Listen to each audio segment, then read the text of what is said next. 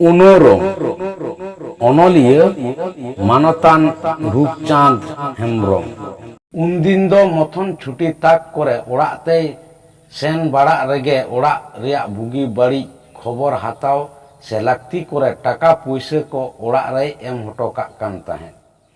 चिट्ठी कोल रिया लाक्ति के बांग हुए कांताया निये छोड़ दो रनिक तेरा खिजलो तेगे आपाते ठेन चिट्ठी दो ओलोक हुएंताया रनिक तेरा खिजलो दो नोआ होते तेगे आकिन रेन बाबू जहां दो तुरुई सिरमा गान उमेरे हुई गोट अकाना उनी दो अतु ओड़ा रेगे आज गोरम आयु आज गोरम बा ठेन गे ताहेन काना उनी नोंडे अगुये रे रेबेन बनुक तकिना नोंडे एटा कोरेन उनकान गिद्रा भागे भागे स्कूल रे को भर्ती अकाट कोआ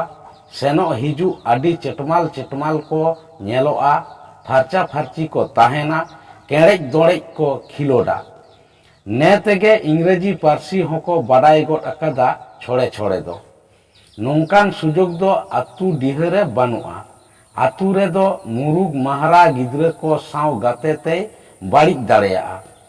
उनाते नितोंगे बाबू नोंडे अगुयेते स्कूल रे भर्तीये हुयुआ रिनिक तेरा नुआ को कथा रे मथोना साय बांग एम हुई रिया दो चेत हो बनुआ नुआ को कथा दो मथोन गे की बाय बाडायते बाडाय कते हो आज बाबा ठेन सामांग सामांग नुन दिन बांगे मेन दाड़े अकादा मथोना बुझ दो आज बा होथो नुआ कोदोय बाडाय गिया आपात तेद दो मिट फेट खन गे मथोन ओड़ा खन बाहरे रे ताहे कते चाकरी मा नुआ दो बाय उइहर अकादा आया मेन दो बाहरे रे ताहेन खान ओड़ा रेया कामी दो हापेन ओकोये नेला उन कष्टते हासा जुमी को बेनाव कते संसारे तिंगु अकादा हर बांगते उना संसार रापुदोआ नोआ दो चिकते आया मेते दोय नेल सहावा जहां संसारे तिंगु अकादा उना खन दो आसुलो लगिते चाकरी रिया लाक्ति बांग हुयुआ एनहो नाहा दिन रे ओलोक पढ़ाव चेत रिया लाक्ति मेना मोने कते गे मेट्रिक हाबि दोय चेत होचो अकादिया भाग भागे तायते जानी इन गान ओलोक पढ़ाव तेगे चाकरी होय ᱧᱟᱢ ᱟᱠᱟᱫᱟ चाकरी दो आको सुर ब्लॉक ऑफिस रेगे ᱧᱟᱢ केते ओड़ा खन गे सेन हेज कते कमिये ताहे आपाते हो उन हाबि दो ठीक गे मने अकादा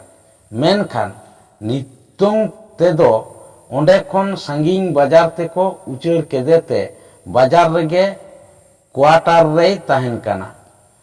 आर छुट्टी ताहेन रे ओड़ा ते सेन बड़ाआ बाबार गोटांग बाबू ताय आतु ओड़ा रेगे किन जानाम अकाना हुडिनी दो नेए चाचोक काना क्वार्टारे ᱧᱟᱢ केट खान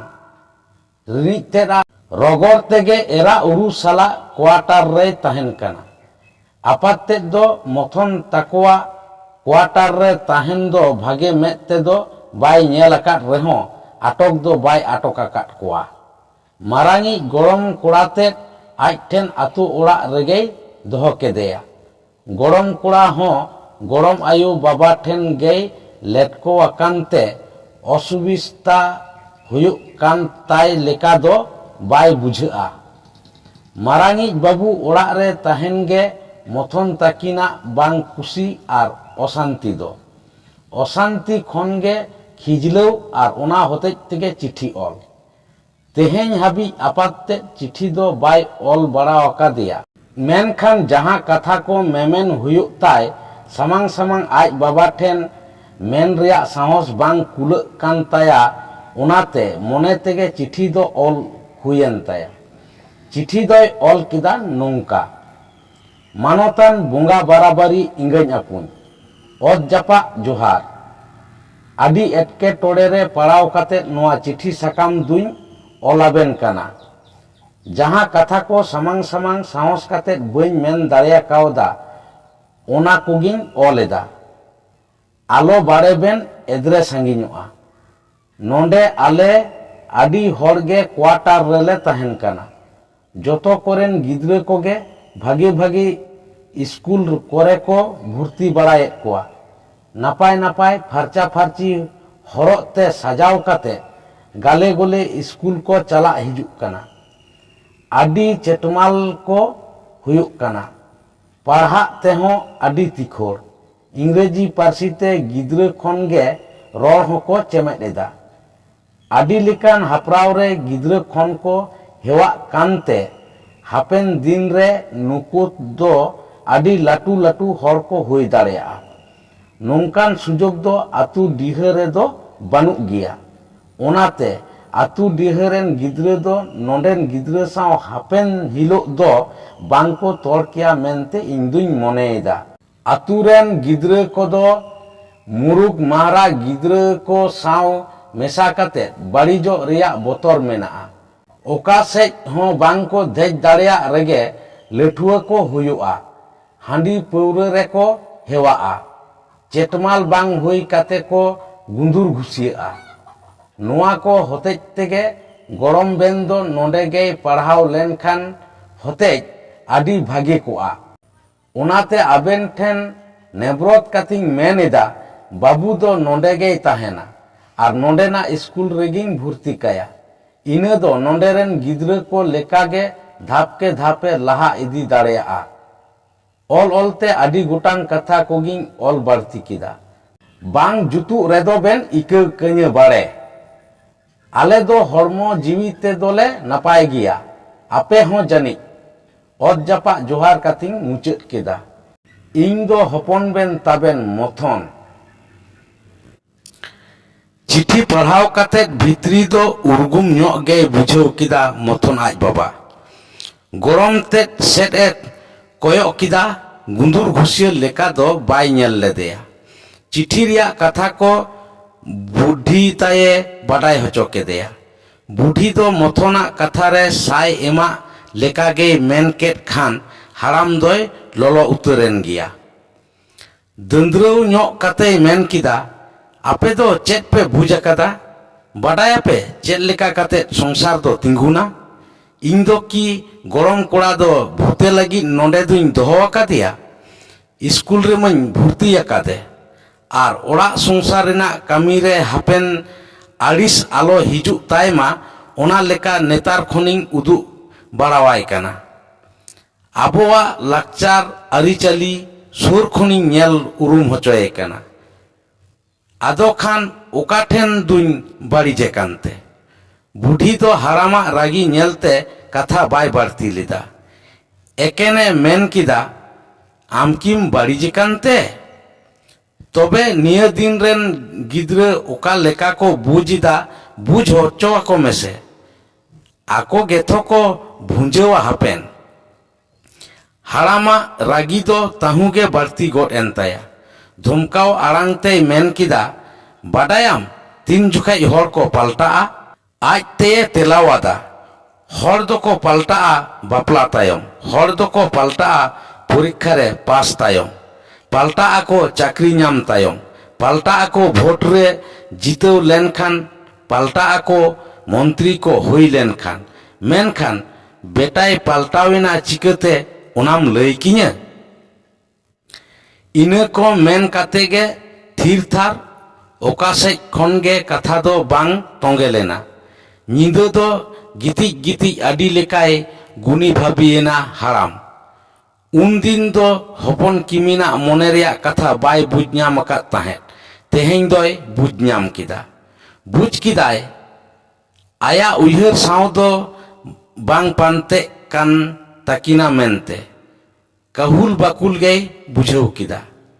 बारसिंगान तायम गरम कोड़ावाते मथना क्वार्टार ते सेटेरेना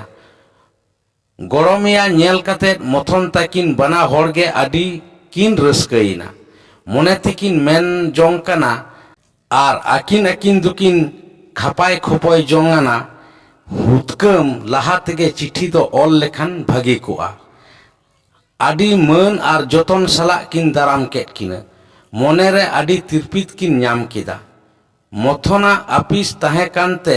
निंदगे गालमाराव दो हुयुआ मेन काते एन हिलोग दोकिन तहेना। किदुब बड़ा काते आपा हन किन गालमाराव किदा। आपाते मेनेदा चिठी दुइन पढ़ाव के तमा बेटा आदि लेकान कथा कोगेम ओल अकादा। एनहो मिड बार कथा बाडाय होचो में लगित हिजु तेगे हुयन तिया।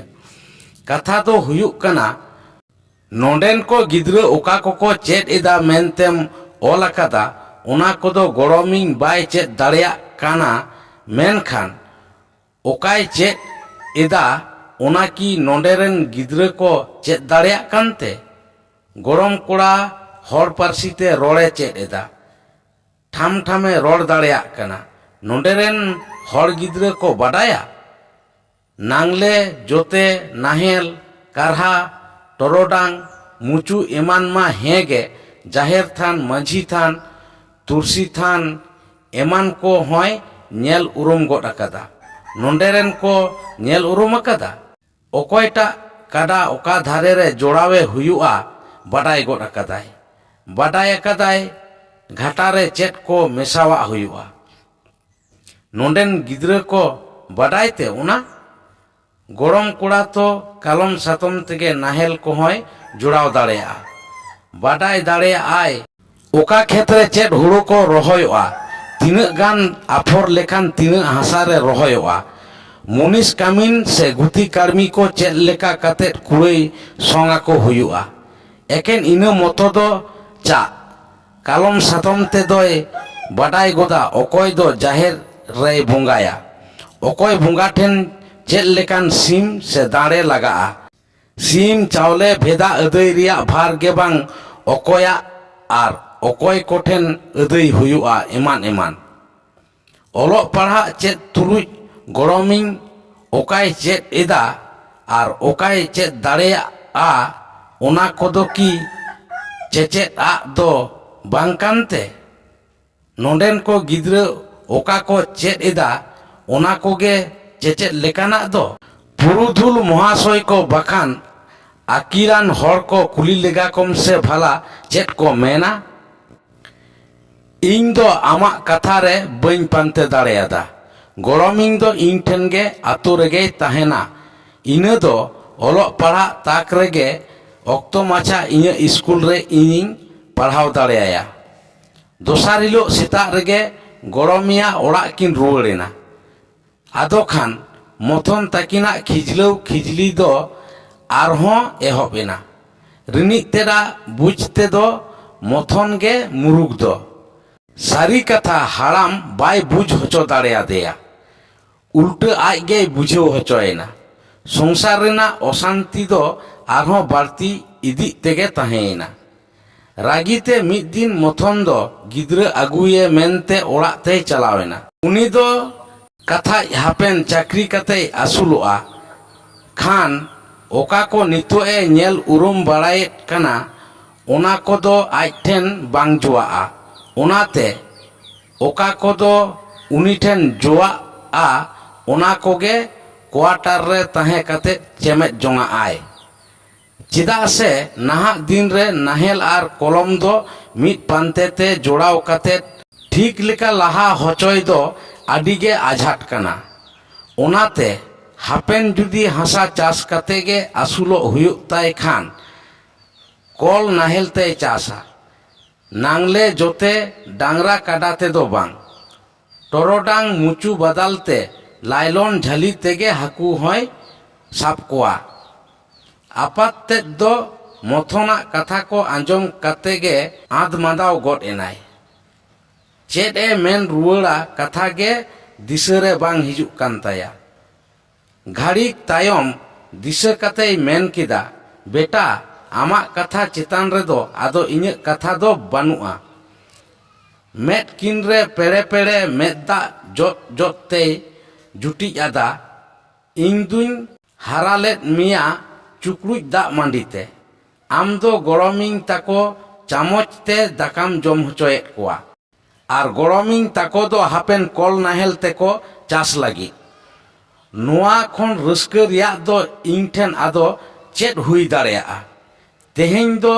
इᱧ कोड़ाम आडी ओसार गिन बुझेदा फेरावो जुग साव तार दोहो काते पाउड़ी गिडी रिया कथा गेम मेन अकादा आदो गरमिंग ओंडे इदिए बइन माना मेया ओहन माना केमा आपेया सुख रेगे तो इंगाम तलिया सुख दो हेमा एनखान दा मंडी न्यू बाड़ा कते गरमिंग दो इदिएते आमा मोने रिया साना लेकाते गढ़नेम इनगे अलिया आशीर्वाद दो तबे बेटा अलिया मोने जीवी दो तिरपित उतर कोआ जुदी बनदल जुग साव बदल रे आपनार उनुरम गरमें ताको को उरुम लेखान आपनारा उनुरम दो आपनारा लाकचार आर पारसी कान गया।